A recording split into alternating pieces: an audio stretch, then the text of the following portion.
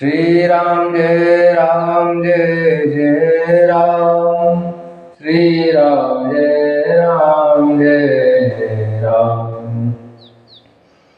कर्पूरगौरं गणवतरं संसारं श्रीधरं सदानन्दं हृदयारविन्दं वाणीशेतं नमामि।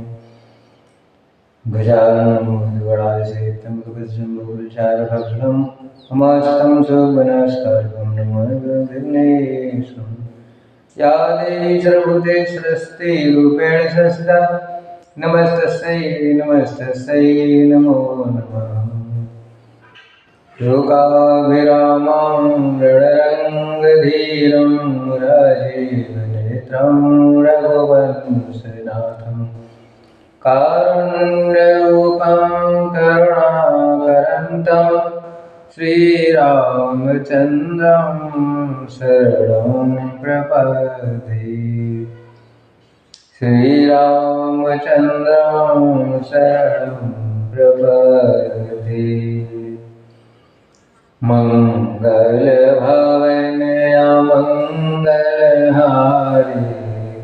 द्रवहु सुदशरथ अजिर विहारी।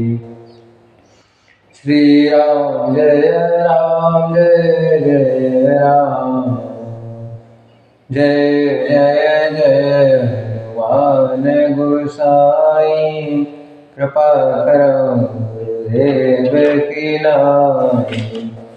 जय जय गिरिवरराज किशोरी जय महेश मुख चंद्र चकोरी।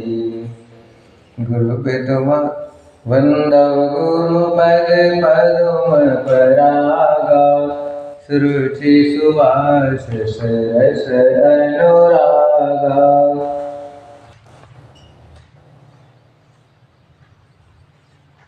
राम काज लगी तब अवतारा सुनतहि भयो पर्वताकारा। सिया रामचंद्र की जय हनुमान जी महाराज की जय। अम्बे मात की जय शंकर भगवान की जय। श्री राम जय जय राम। श्री राम जय राम। अब भगवान अयोध्या कांड के में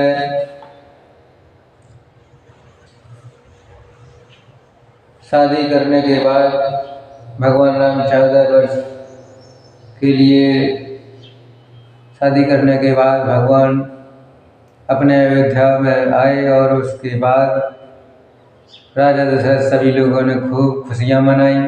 उसके बाद सभी लोगों ने उनको बड़े भाव से श्रद्धा भाव से सभी लोगों ने खुशियों के साथ आनंद लिया। फिर उसके बाद विश्वामित्र जी अपने नगर की ओर प्रस्थान किए और उसके बाद फिर विश्वामित्र और राजा दशरथ ने राम जी का राज्य करने के अभ्यास की तैयारी चल रही थी।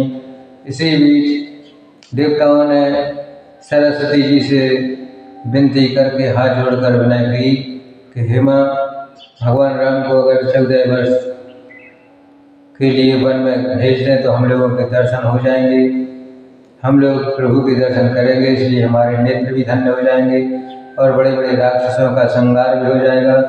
इसलिए आप ये उचित उपाय कीजिए जिससे भगवान राम 14 वर्ष के लिए वनवास आ जाएं और भरत अयोध्या में देखभाल करें।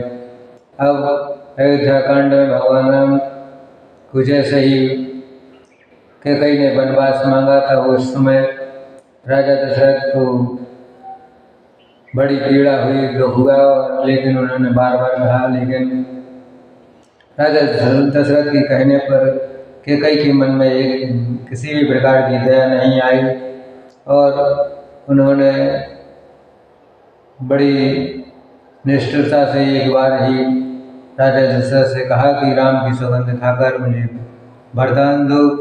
तब कैकेयी के कहने पर राजा दशरथ ने राजा दशरथ को अयोध्या के लिए भगवान राम को 14 वर्ष के वनवास की आज्ञा दी और भगवान राम 14 वर्ष के लिए वनवास के लिए हंसते अपने मन में खुशी का विचार लेकर वनवास की ओर तैयार हो गए।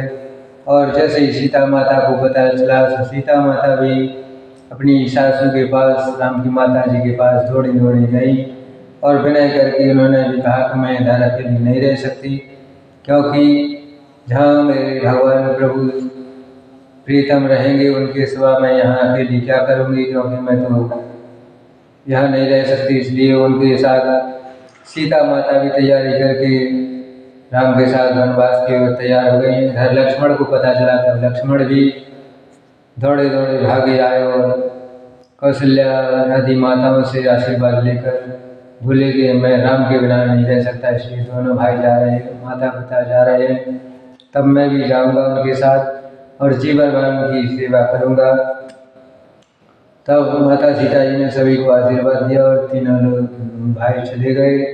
दोनों भाई सीता जी के साथ वन 14 वर्ष के लिए निकले और इधर राजा दशरथ का रो कर बड़ा हाल है, धरती पीट कर आओ मातु चरण सिरुनाए चले तुरत संकट हृदय, बागुर विषम तुराय मनहु भाग मृग भाग बस, गए लखन जहर जानकी नाथु, भय मन मुदित पाए प्रिय साधु, वंदे राम सिय चरण सुहाए, चले सिंह नभ मंदर आए, करहि परस परपुर नर नारी, भले बनाए विधिवात विकारी, तन क्रस मन दुख बदन मलिन, विकल मन माखी मद छीन, करमी जय सिर धुन पछताई, जन्म पंख अगय कोलाई, भय बड़े धीर भूप दरबारा, बरनि न जाय विषाद अपारा। इस प्रकार माता के चरणों में सिर नुआकर हृदय में डरते हुए बिना कोई आज्ञा चित न लगाए लक्ष्मण जी तुरंत इस पर चल दिए। तीनों भाई लक्ष्मण जी वहाँ गए जहाँ श्री जानकी नाथ जी और प्रिय का साथ पकड़ मन में बड़े प्रसन्न हो गए। सीताराम जी के साथ श्री राम और सीता जी के चरणों की वंदना करके लक्ष्मण जी राजभवन की ओर सबसे प्रणाम करके आओ भगवान राम के साथ 14 वर्ष के लिए वनवास के लिए चलने के लिए तैयार हो गए।